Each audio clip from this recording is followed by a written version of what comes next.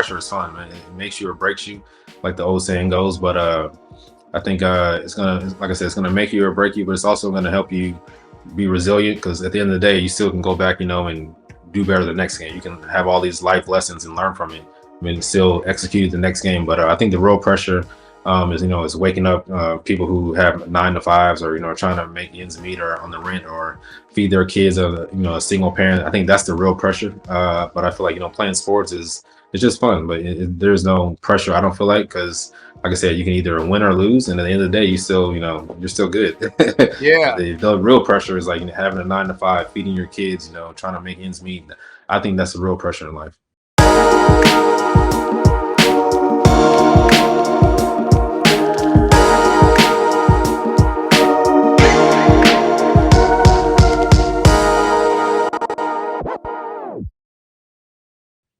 What's going on, everybody? Welcome to another episode of the Foureva Podcast, where we talk about things that are personal and things that are business, because business is personal. And we got another banger for you. Absolutely incredible podcast coming up. I'm your host, Jamar Jones. I'm a founder of Foureva Media. I'm also a national speaker and the author of the book Change Your Circle, Change Your Life. And we're going to be diving into a little bit of that today. Super excited to really have this conversation with our guest today. He's an author, an entrepreneur, angel investor, former 10-year NBA professional. And we got none other than CJ Watson. What's going on, man? Doing good. Thanks for having me. Appreciate it. Yeah, man. I really love everything that you're doing now, even after athlete life, which is incredible. A lot of times, so I got a good friend of mine, Jared Bush, and he played for the Green Bay Packers, and he was a champion as well. And so he he talks about like life after being an athlete, because that's everything that you are. Right. And then all of a sudden you have to kind of reinvent yourself, right?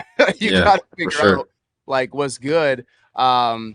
So talk to us a little bit about what you got going on in your life, man. Just like you said, I'm an author, children's author. I just wanted to inspire kids. I knew I wasn't playing the NBA anymore, so I wanted to say, how can I continue to tell my story, but at the same time still inspire kids. And I said how better to do that than for kids to read books. So I just told my stories through books and just inspiring kids to dream big, to work hard, to be dedicated to whatever they want to do in life, whether it's to be a teacher, entrepreneur, athlete, whatever the case may be. They got to be dedicated. They got to work hard, and they got to put the work in to get the results that they want.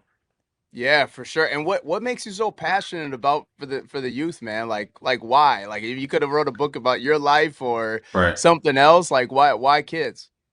I was one of those kids growing up in the inner city, not really any role models, any professional athletes to look up to, because that's what I wanted to be. I wanted to be a basketball player, but I didn't really have that guidance. So I just wanted to give them that positive outlet to be able to talk to me, to reach out to be able to see representation. Because I think that's the biggest thing. Representation matters, and what better way to let kids know that you can do it, you can be successful, just the same way I did, and be even better than I was.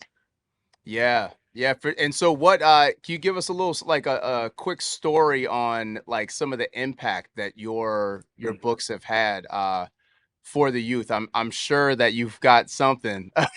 that you could share with us.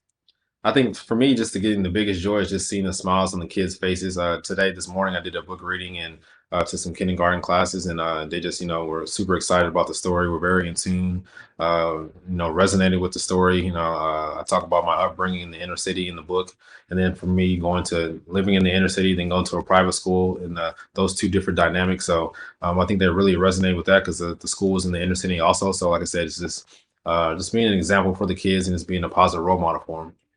Yeah, man. I mean, how is that pressure, man, to be a good role model? So I mean, like in my life, you know, people are looking up to me now, but back Right. then they shouldn't have looked up to me at all. Right.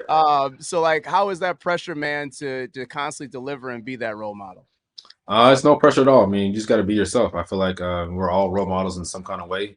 Obviously, we're all going to make mistakes, but the biggest thing is just learning from them. Not making the same mistake twice. And that's the same thing. I tell my kids is no one in this world is perfect, but just be you, be the best you can be each and every day, and that's all I can ask from you. Yeah.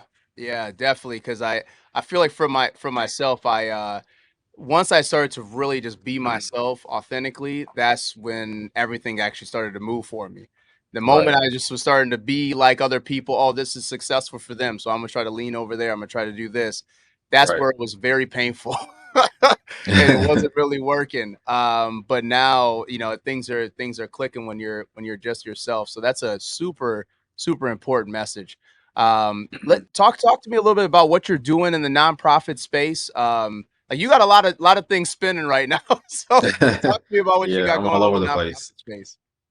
Yeah, so like I said, me and my family started this nonprofit 2009, probably my first year in the league, and like I said, we just wanted to give kids different access, give them different avenues to be able to achieve success. We help kids build resumes. We put in a free basketball camp every year.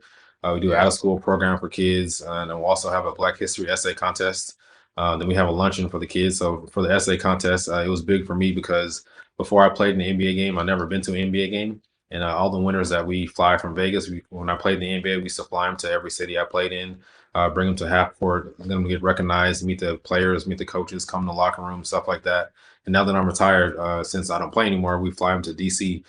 They get a free flight to DC, and then we tour the Black History Museum there. And our assemblyman here in Nevada also has an office there, so we take him to his office, let him walk around the White House and stuff like that. So this is very impactful. We just try to like I said, just give them access to be able to see success. And once they can envision it and they can see someone else doing it and see like representation, and they know themselves that they can be that and more in the future. Yeah. Yeah, it's about what's possible. Mhm. I wish we would have connected like what a month uh earlier because I literally was just in Vegas with Right. David Meltzer for that thing, Okay. and I was like, dude, we could have linked up. Well, yeah. I mean, it's always next time, but everybody comes back to Yeah. Vegas. Yeah, yeah, there's always a good excuse to go back to Vegas, Right. man. Right. Yeah.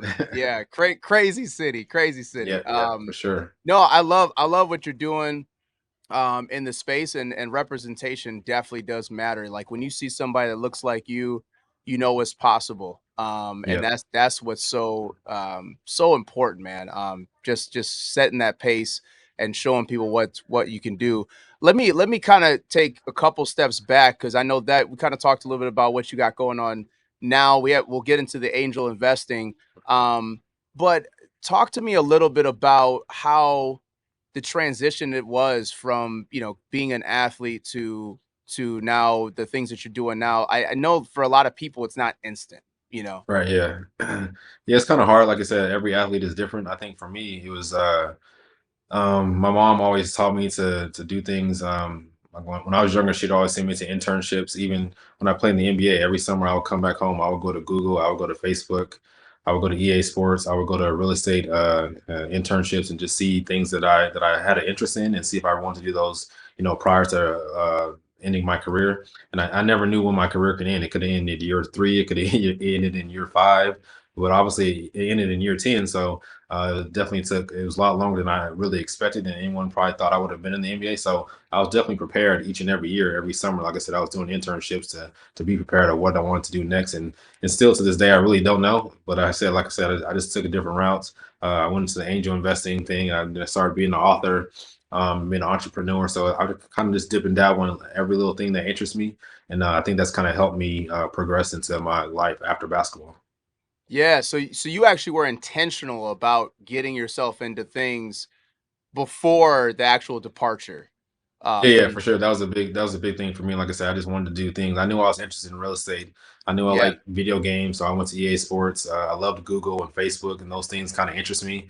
And not just even going to Google and Facebook, I learned a lot of things just going there. The way they do meetings at Google is totally different than the normal office space. They have meetings on bikes and they ride bikes outside on campus. That's their meeting. So like I said, it's more so different than any normal office. So they do a lot of leadership things that are different, and I actually liked and I picked up on. So like I said, it wasn't just about just going to Google. It's just like learning how to run a team, how to run a business, and all that kind of stuff. So it's definitely interesting me on that point. Yeah, that's still riding bikes on meetings. Yeah, I mean, it it's makes pretty sense, man. cool. He's sitting in a Yeah, chair for yeah. so long. Right, yeah, you get out there exercising, man. You get the sun hitting you, get that good vitamin D, and Yeah. just be outside. Like I said, and still it just brings out a whole new creativity in you. Yeah, yeah. No, that's super dope, man.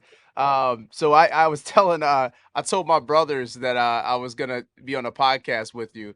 And Yeah. I told him, I said, I said, you know who CJ Watson is, man? He's like, yeah, yeah, yeah. And I started to kind of go through. I'm like, yeah, he played for this team, played for this team. And then I was like, dude, the dude was a guaranteed bucket for me in 2K, man. Guaranteed bucket, Yeah, man. that's what everybody says, man. I don't know. I never played 2K a lot. I like my favorite sport is football, so I always played football. I thought football was more realistic than the basketball games were when I played them. So I never Yeah. really played basketball that much. Oh, okay. I was like, man, a good kick out, you were D Rose, kick outs for Right? you, Yeah, yeah. That's what guaranteed everyone bucket, says. man. I was definitely good at 3-point shooting.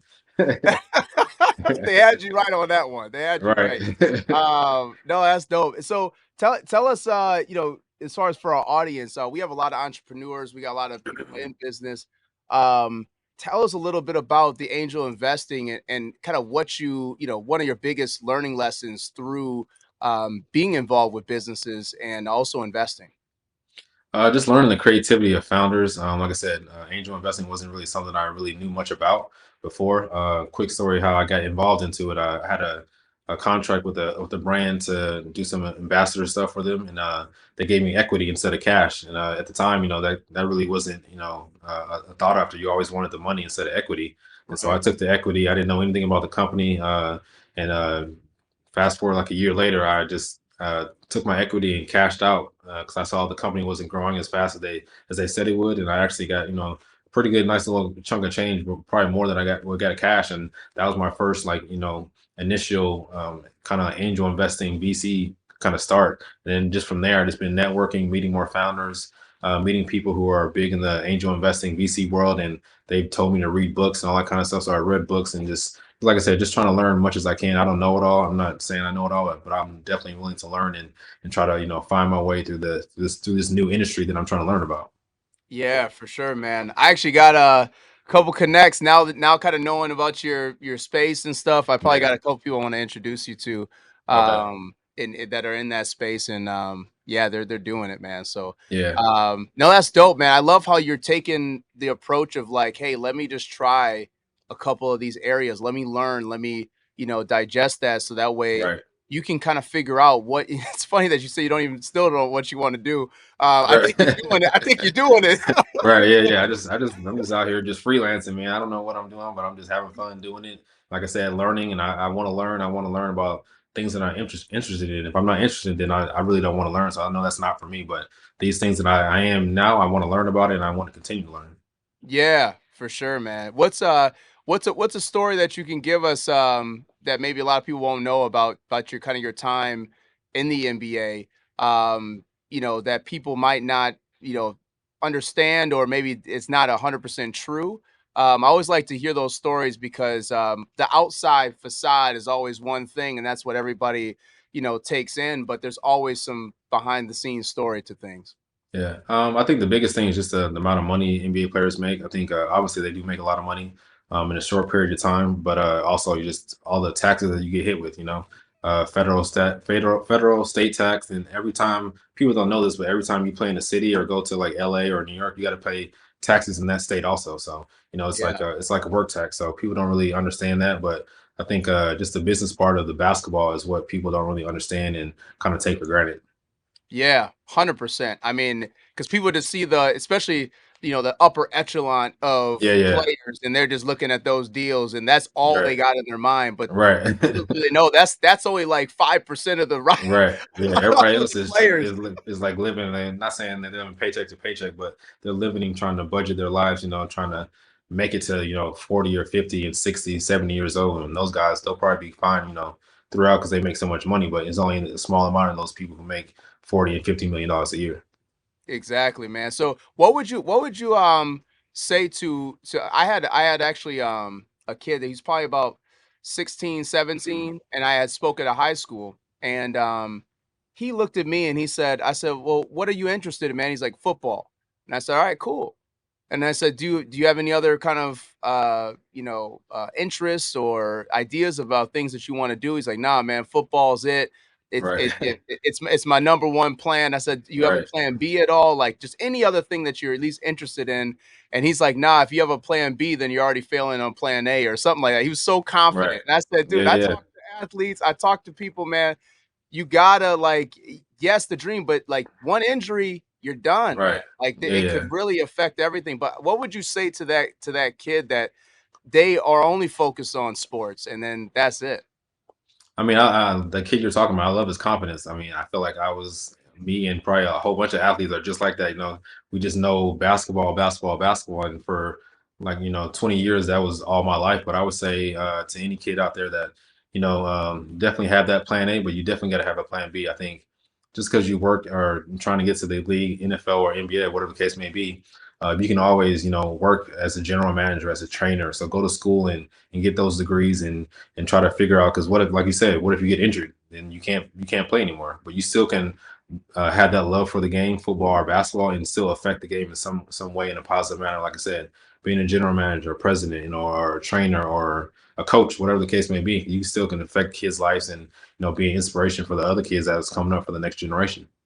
Yeah, no, that's great, great, great feedback. Because and little do they know, I also learned that the NFL, if you actually get injured and then you get released from the team, they actually won't cover your hospital bills Oh, prior, like really? after you're released. And so Right. people don't think about that, and all of a sudden you got to, foot that bill, and Right. who knows how long, depending on the injury, how long it's going to go for. Right. It's always good to have, like, I love the dream, I love the hustle, love the Yeah. ambition, but Yeah. you gotta have other, don't put everything into one basket, man. It's just not, Yeah. it don't make business sense, to be honest.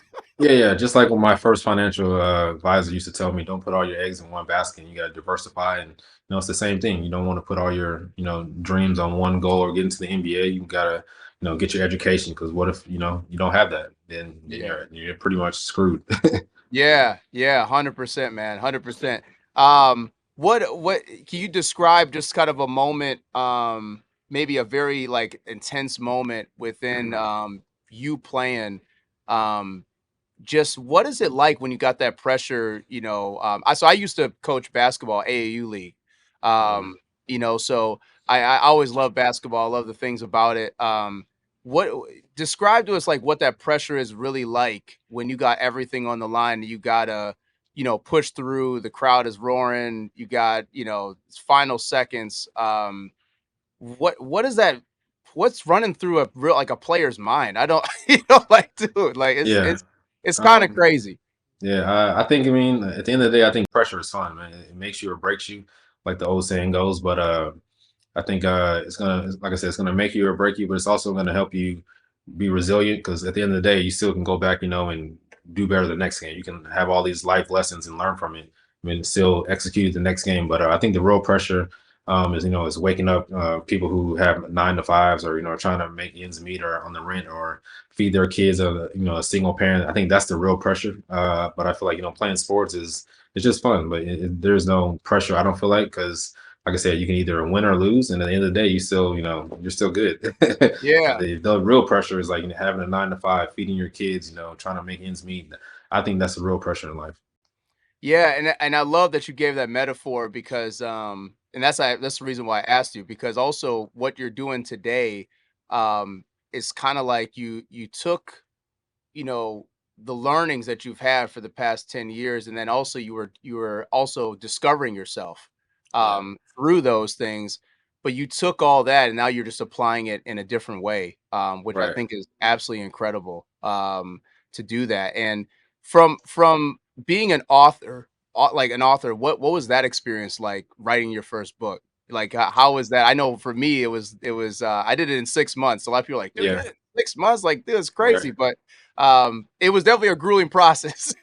Yeah, yeah, for sure. Yeah, I think I did mine in 6 months too. The first book, then after that, like the second and third one came pretty easy. But authoring was nothing that I really set out to do. It's just I was like I said, I tell this story all the time to people. I was sitting on the couch, I was done playing, and I said, how can I continue to tell my story and and motivate kids out there? And one of my coaches was the author, so I called him and asked him, what direction I should go into, and then me and this lady he introduced me to. We started talking for a couple months and telling her all my ideas and stuff like that. And that's how the first book came about. Like I said, and after that, it was pretty easy to do the second one and the third one. And the fourth one took a little bit more time because it was more indirect. So, but I think Okay. said, like I said, it wasn't just something I wanted to do, right after basketball. It just was an idea I had. I said, let's try it.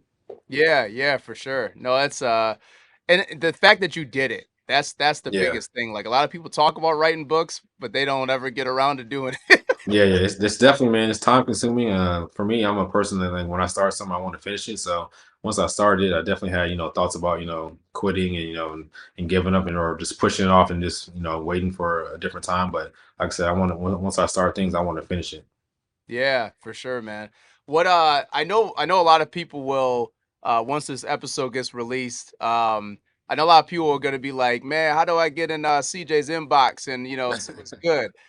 So one question I got for you is what do you look for in investing? Like, I mean, if people are coming to you, they gotta come correct. So like, what are you looking for as an investor? I'm looking for a market that can double or triple my money, obviously, but just looking for people who put the same amount of money in that they're asking me to put in. People who probably have done it before in that particular market, so maybe had an exit or whatever, and then also just people who are just diligent and hardworking. I think that's the biggest thing about founders. Are you diligent? Are you resilient to be, when tough times hit, like maybe this economy or whatever, to really still push and grow your company and scale your company? And I think that's for me. Those are the top main things. Okay.